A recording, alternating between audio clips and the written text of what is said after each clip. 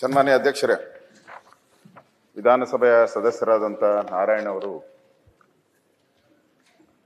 ತುಮಕೂರಿನಲ್ಲಿ ಜನಿಸಿ ಕಾನೂನು ಪದವೀಧರರಾಗಿ ವೃತ್ತಿಯಲ್ಲಿ ವಕೀಲರಾಗಿ ಕ್ರೀಡಾ ಮತ್ತು ವಿದ್ಯಾಸಂಸ್ಥೆಗಳ ಕ್ಷೇತ್ರದಲ್ಲಿ ಕೆಲಸ ಮಾಡಿದ್ದಾರೆ. ಅವರು 9ನೇ ವಿಧಾನಸಭೆ 10 ಹಾಗೂ 11ನೇ ವಿಧಾನಸಭೆಗೆ ಪುನರಾಯ್ಕೆಗೊಂಡಿದ್ರು. ಇವತ್ತು ಅವರು ನಮ್ಮ ಮಧ್ಯೆ ಇಲ್ಲ. ಅವರಿಗೆ ನನ್ನ ಸಂತಾಪ ಸೂಚನೆಯನ್ನು ಹೇಳ್ತಾ ಇದ್ದೀನಿ. ಅದೇ ರೀತಿ ಜಯಣ್ಣ ಅವರು ಕೂಡ ಕೊಳ್ಳೇಗಾಲದಲ್ಲಿ ಜನಿಸಿ ರಾಜ್ಯ ಉಗ್ರಾಣ ನಿಗಮದ ಅಧ್ಯಕ್ಷರಾಗಿ ಕೆಲಸ ಮಾಡಿದ್ದಾರೆ. 9ನೇ ವಿಧಾನಸಭೆಗೆ ಪ್ರಥಮ ಬಾರಿ ಆಯ್ಕೆಗೊಂಡಿದ್ದರು. ನಂತರ 2013ರಲ್ಲಿ 14ನೇ ವಿಧಾನಸಭೆಗೆ ಪುನರಾಯ್ಕೆಗೊಂಡಿದ್ದರು. ಇವರಿಬ್ಬರು ನಮ್ಮ ಜೊತೆ ಕೆಲಸ ಮಾಡಿದಂಥವ್ರು, ನಮ್ಮ ಸಮಾಜಕ್ಕೆ ಸೇವೆಯನ್ನು ಸಲ್ಲಿಸಿದರು. ಅವರಿಗೆ ನೀವು ಸಂತಾಪ ಸೂಚನೆಯನ್ನು ತಂದಿದ್ದೀರಾ, ನಾನು ಅದಕ್ಕೆ ಅನುಮೋದನೆಯನ್ನು ನಾನು ಕೂಡ ಸಹಮತವನ್ನು ವ್ಯಕ್ತ ಮಾಡ್ತಾ ಇದ್ದೀನಿ. ಈಗಾಗಲೇ ಸನ್ಮಾನ್ಯ ಡಿ.ಕೆ. ಶಿವಕುಮಾರ್ ಅವರು ನಿನ್ನೆ ಅವರು ಬರಲಿಲ್ಲ. ಇವತ್ತು ಅವರು ಎಸ್.ಎಂ. ಕೃಷ್ಣ ಅವ್ರ ಬಗ್ಗೆ ಸವಿಸ್ತಾರವಾಗಿ ಅವ್ರಿಗೆ ಏನೇನು ಅನಿಸಿದೆ ಅದನ್ನು ಹೇಳಿದ್ದಾರೆ. ಸೊ ನಾನು ಅವ್ರಿಗೆ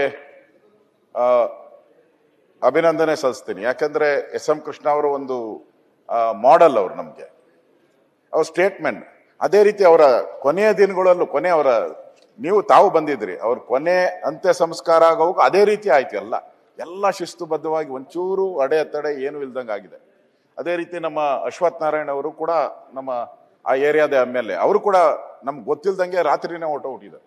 ಹೋಗಿ ಅವರು ಏರಿಯಾದ MLA ಆಗಿ ಅವರು ಆ ಕ್ಷೇತ್ರ ಏನೇನು ಕೆಲಸ ಮಾಡಬೇಕು ಮಾಡಿದ್ದಾರೆ. ಸೊ ಸುವಿಸ್ತಾರವಾಗಿ ಹಾಗೆ ಸ್ಟೇಟ್ಮೆಂಟ್ ಹೇಗೆ ಬೆಳೆದ್ರು ಅದೇ ರೀತಿ ಅವರ ಅಂತ್ಯ ಸಂಸ್ಕಾರನೂ ಆಗಿದೆ. ಅದಕ್ಕೆ ನಾನು ತಮಗೆ ಇಬ್ಬರಿಗೂ ನನ್ನ ಧನ್ಯವಾದಗಳನ್ನು ತಿಳಿಸ್ತಾ ಇದ್ದೀನಿ. ವಿಶೇಷವಾಗಿ ಅವರು ಒಂದೆರಡು ಮಾತು ಹೇಳಿದ್ರು.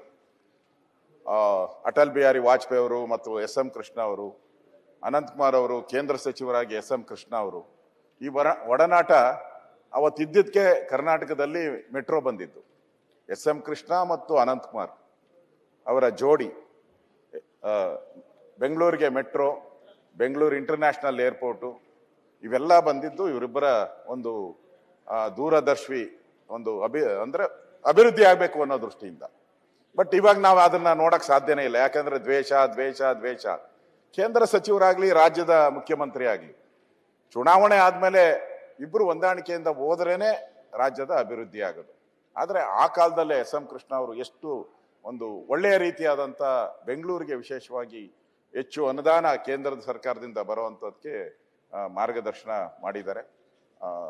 ಆ ಥರದ ಒಂದು ಮಾಡೆಲ್ಲು ಕೂಡ ಬಂದರೆ ಕರ್ನಾಟಕ ಇಂಪ್ರೂವ್ ಆಗೋದಕ್ಕೆ ಸಾಧ್ಯ ಆಗ್ತೈತೆ. ಆ ದೃಷ್ಟಿಯಿಂದನೂ ಕೂಡ ಆ ಥರದ ಒಂದು ವಾತಾವರಣ ನಿರ್ಮಾಣ ಆಗಬೇಕು ಅನ್ನೋ ಒಂದು ಅಭಿಪ್ರಾಯವನ್ನು ಈ ಸಂದರ್ಭದಲ್ಲಿ ವ್ಯಕ್ತ ಮಾಡಿ ಮತ್ತೊಮ್ಮೆ ಎಸ್.ಎಂ. ಕೃಷ್ಣ ಅವರಿಗೆ ನನ್ನ ನಮನಗಳನ್ನು ನಾನು ತಿಳಿಸಿ ನನ್ನ ಮಾತು ಮುಗಿಸ್ತಾ ಇದ್ದೀನಿ. ಅಧ್ಯಕ್ಷರೇ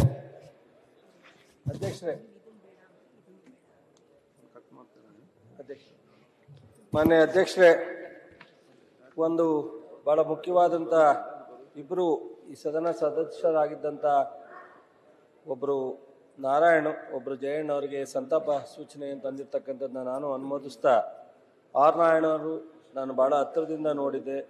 2 ಬಾರಿ ಈ ಸದನದ 3 ಬಾರಿ ಸದನದ ಸದಸ್ಯರಾಗಿ ತುಮಕೂರಿನಲ್ಲಿ ಭಾಳಷ್ಟು ಒಂದು ಸರಳ ಜೀವನವನ್ನು ಮತ್ತು ಸರಳತೆಯನ್ನು ಎತ್ತಿಡಿದಂಥವರು. ಶಾಸಕರಾಗಿ ಅವರು ಸಾಮಾನ್ಯ ರೀತಿಯಲ್ಲಿ ಅನೇಕ ಉತ್ತಮವಾದಂಥ ಕೆಲಸವನ್ನು ಮಾಡಿದರು, ವಕೀಲರಾಗಿದ್ದರು. ಹಾಗಾಗಿ ಇವತ್ತು ಅವರು ಅಗಲಿರೋದು ನಮ್ಮೆಲ್ರಿಗೂ ಸಹ ಒಂದು ರೀತಿ ನಮ್ಮ ನಾಡಿಗೆ ದುಃಖದ ಸಂದರ್ಭನೇ. ಅವರಿಗೆ ಆತ್ಮಕ್ಕೆ ಶಾಂತಿ ಸಿಕ್ಕಲಿ ಅಂತೇಳಿ ನಾನು ಈ ಸದನದ ಮೂಲಕ ಕೋರ್ತಾ, ಮತ್ತೊಬ್ಬರು ಜಯಣ್ಣ ಕೊಳ್ಳೇಗಾಲ, ಅವರಂತೂ ನಾವು ಭಾಳ ಹತ್ತಿರದ ಸಂಪರ್ಕ ಇದ್ದಂಥವ್ರು. ಅವರು ಶಾಸಕರಾಗಿ ಅದು ನಮ್ಮ ಮುಖ್ಯಮಂತ್ರಿಗಳು ಸಿದ್ದರಾಮಯ್ಯನವರಿಗೆ ಭಾಳ ತುಂಬ ಆತ್ಮೀಯ ಶಿಷ್ಯ. ಅವರು ಕಳೆದ ಬಾರಿ ಟಿಕೆಟ್ ಕೊಡಬೇಕು ಅಂತ ಆಸಕ್ತಿ ಇದ್ರೂ ಅವರ ಆರೋಗ್ಯದ ವ್ಯತ್ಯಾಸದಿಂದ ಮತ್ತೊಬ್ಬರಿಗೆ ಕೃಷ್ಣಮೂರ್ತಿಯವರಿಗೆ ಅವಕಾಶ ಮಾಡಿಕೊಟ್ರು. ಅದಾದಮೇಲೆ ಅವರು ಬೋರ್ಡ್ ಚೇರ್ಮನ್ ಮಾಡಿ ಬೋರ್ಡ್ ಚೇರ್ಮನಲ್ಲೂ ಬೇರೆ ಮಾಡಿದಾಗ ಅವರು ಅದನ್ನು ಬೇಡ ಅಂದಾಗ ತಕ್ಷಣ ಬದಲಾವಣೆ ಮಾಡಿಕೊಟ್ಟಂಥದ್ದು ನಮ್ಮ ಮುಖ್ಯಮಂತ್ರಿಗಳು. ಹಾಗಾಗಿ ಜಯಣ್ಣವ್ರ ಬಗ್ಗೆ ನಾವು ಅತ್ಯಂತ ಏನಾದರೂ ಸೌಜನ್ಯ ಮತ್ತು ಸರಳತೆ ಮತ್ತು ಸೌಮ್ಯ, ಯಾವುದೇ ಥರದ ಒಂದು ಸಣ್ಣ ಗಲಾಟೆ ಇಲ್ಲದಲೇ ಆ ಕ್ಷೇತ್ರದ ಜನರ ಜೊತೆ ಆಗಲಿ, ರಾಜಕೀಯ ವ್ಯವಸ್ಥೆನಲ್ಲಿ ಆಗಲಿ ಒಂದು ರಾಜಕೀಯ ಜೀವನವನ್ನು ನಡೆಸಿದಂಥವ್ರು. ಅವರ ಆರೋಗ್ಯ ಮಧ್ಯ ವ್ಯತ್ಯಾಸದಿಂದ ಸರೋದ್ರು ಮತ್ತೆ ಕೊನೆಗೆ ಅಂತಿಮವಾಗಿ ಅವರು ಇವತ್ತು ಅಗಲಿದ್ದಾರೆ.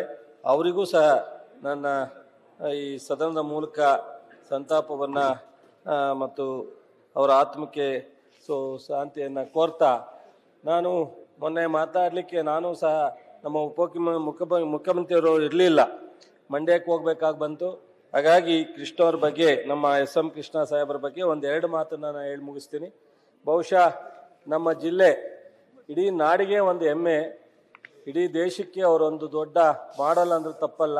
ಅನೇಕರು ಅವ್ರ ಜೊತೆಯಲ್ಲಿ ಇರ್ಬೋದು, ಆದರೆ ನಮ್ಮ ರಾಜ್ಯದಲ್ಲಿ ಆ ಥರ ಶಿಸ್ತಿನ ಬದುಕನ್ನು, ರಾಜಕೀಯ ಇರ್ಬೋದು, ಸ್ವಂತ ಬದುಕಿರ್ಬೋದು, ನಡೆಸಿದಂಥವ್ರನ್ನ ಭಾಳ ಅಪರೂಪ. ನಾವು ಬೇರೆಯವರು ಇಲ್ಲ ಅಂತ ಹೇಳಲಿಕ್ಕೆ ತಪ್ಪಾಗುತ್ತೆ, ಆದರೆ ಅಪರೂಪ ಅಂತ ಹೇಳಬಹುದು.